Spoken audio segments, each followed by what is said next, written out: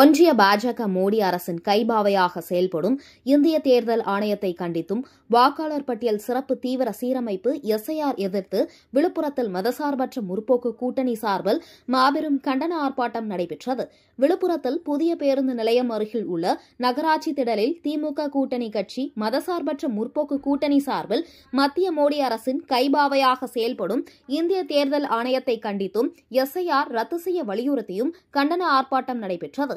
விழுப்புரம் மத்திய மாவட்ட செயலாளர் லட்சுமணன் தலைமையில் நடைபெற்ற இந்த ஆர்ப்பாட்டத்தில் திமுக துணை பொதுச் செயலாளர் முன்னாள் அமைச்சர் பொன்முடி கலந்து கொண்டு கண்டன கோஷங்களை எழுப்பி கண்டன உரையாற்றினார்.